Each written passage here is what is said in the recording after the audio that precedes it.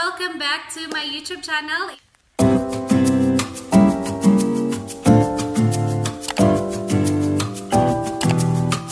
It's me, Annie, and I'm so excited to share this new video sa inyo. This video, guys, is continuation siya sa ginawa kong video, which is yung COP step-by-step booking online sa LBC.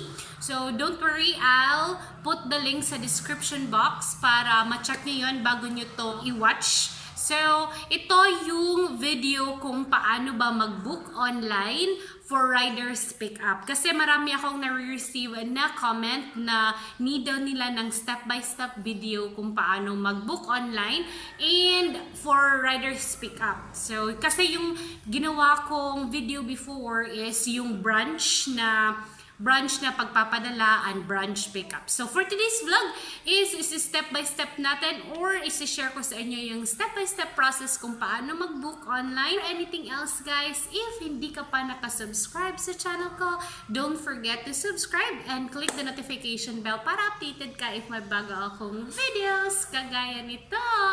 So, let's hop into the video, guys, para mapakita ko na sa inyo kung paano ba mag-book ng riders pickup. So, let's go! Pumunta sa website ni LBC, which is yan, yung website. Then, next natin is, pwede natin i-click yung book a pick up today, like schedule now, or yung send package. So, I highly suggest ito na lang. If may account kayo kay LBC, reroute kayo diretso doon sa homepage nila, but if wala pa, kailangan nyong mag-sign in. So, yung ipapakita ko sa inyo ngayon is yung riders pick up kasi may first video na tayo which is yung sa branch drop off. So, yung i-click natin is itong riders pick up. And then, sa receiving options, dalawa sila, branch pick-up or home delivery. So, depende na sa buyer. So, i-ask nyo yung buyer nyo ahead of time if anong gusto nila. Either kukunin nila sa branch or ipa-home delivery. For riders pick-up, for receiving option, I highly suggest branch pick-up kasi mas mura kaysa sa home delivery, but magdedepende kasi yan sa buyer nyo. So, ngayon, same lang naman yung process sa branch pick-up or home delivery. So, ngayon, ipapakita ko lang muna yung home delivery. So, home delivery and branch drop-off, same lang sila. So, yan. Click natin ang riders pick up and then home delivery and then click next. Mararoute tayo dito sa second page. So, ito yung second page which is yung receptacle and pricing. First is mag-a-ask item name. So, lagay natin, depende kung anong item yung ipapadala nyo. Let's say yung ipapadala ko is bags. Yan, bags. And then, item value. So, magkano yung value ng item. Dito din i-base ni LBC yung sa insurance. So, 500 merong 15 pesos na additional. So, let's say yung price is 500. Yan. Then, this one, yan. Dito nyo ilalagay if ever gusto nyo na si buyer ang magbayad ng shipping fee and then magbayad din ng amount ng item. So, yan. If si buyer yung mag-pay, then click nyo yan. Pag hindi, pwede ding tanggalin. But you don't need to worry kasi sa last part naman ng video na to is i-ask ka ulit ni LBC. So, yan. If makalimutan mo yang i-click, okay lang. So, dito sa ibaba is meron ditong yung mag-ask si LBC kung ilang kilo, let's say 1 kilo, 3 kilos, 5 kg or own box. So, sa 1 kilo, naka-indicate na dyan yung small pouch, which is 14 inch by 9.5. And then, sa 3 kilos, meron ditong large pouch and then yung kilo small box. So, nakalagay na dyan, guys, yung sizes.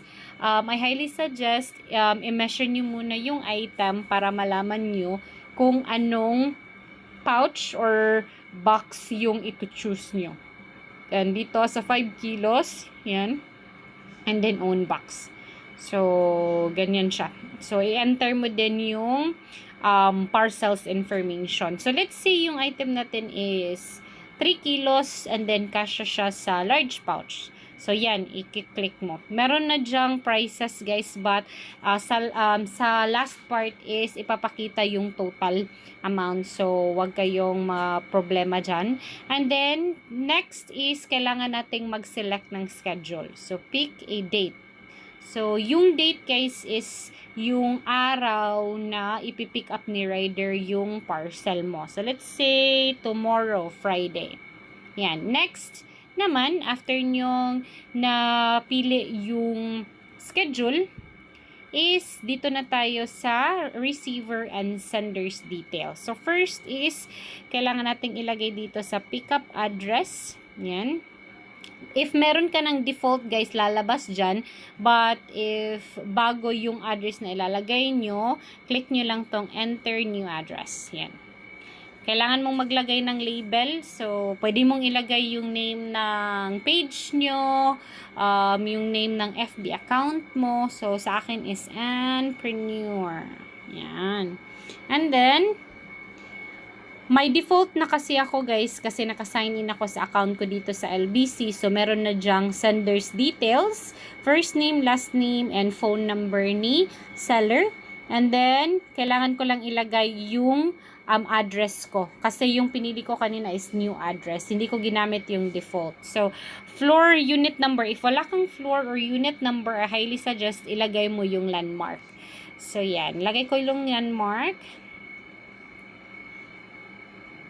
Yan. And then, street address. Ilagay nyo complete yung address nyo, guys, para at least mas madaling ma-pick up ni rider yung item nyo. Then, here, yung province, Cebu. And then, municipality, Cebu City. And then, barangay. So, kung anong barangay kayo. And then, zip code. Yan. And then, if gusto mo, guys, na i-save yung address book, pwede mo yung i-click. But, if hindi naman, kasi paiba-iba yung location mo, wag mo na lang siyang i-click and then press done. Yan. Next is, i-ask yung receiver's address. So, i-ask na yung information ni buyer. So, first is first name. Yan. And then, last name. Phone number ni buyer. Tayo sa phone number. Yan. And then, ahead of time, guys, i-ask nyo yung information ni buyer, yung complete information, para at least hindi ka na mahirapan mag-book online. So, yan. Lagyan natin ng floor or unit number.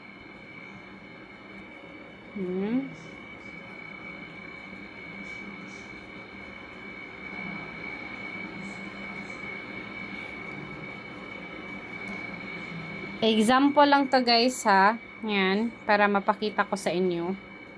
And then, province. Kung anong province ni buyer. Yan. Then, city and municipality, barangay. And then, next is zip code. Yan. So, once na lagay mo na lahat yung details or information ni buyer, click done. Ayan. So, next is ito na yung lalabas, guys. Ito na yung last na part. So, ito na yung pag-schedule. So, yan na yung information na nakalagay dito, yung total amount na babayaran. And then, dito sa collection option, guys, meron niyang two option. First is pass on service fee to consignee. If si customer ang magbabayad ng shipping fee. Yung second naman, guys, is pass an item value to consignee. If si buyer naman yung magpipay ng amount ng item. Then, if ever, guys, if nagbayad na si customer ng payment ng item, so, i-click mo na lang tong pass service fee. But, if hindi pa nagbayad si customer ng item, and then hindi din nagbayad ng shipping fee, so yan, dalawa yung i-click nyo. So, yan. And then, understand, yan, i-click mo, understand mo yung terms and services ni LBC. So, yan na guys. Dito naman sa collection option guys, if nagbayad na ng shipping fee si customer and then yung item na lang yung babayaran, ito lang yung i-click nyo. So, yan. Depende na lang yan sa communication nyo kay buyer. So, after yan guys is, kailangan mo i-click yung schedule now or para ma-schedule na yung item nyo for pick up the next day. So, yan lang yung gagawin nyo and then you will receive as well an email notification sa email nyo and text message. Then, by tomorrow is kukontakin na kayo ni rider kung saan nila makukuha yung item.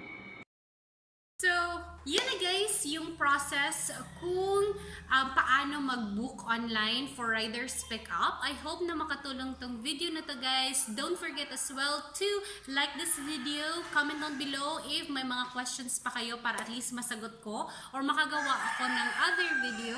Pasensya na po sa mga manok sa labas. Naririnig nyo. But, don't forget to subscribe to my channel and click the notification bell para updated ka if may bago akong videos katulad nito. So, bye guys! See you next vlog!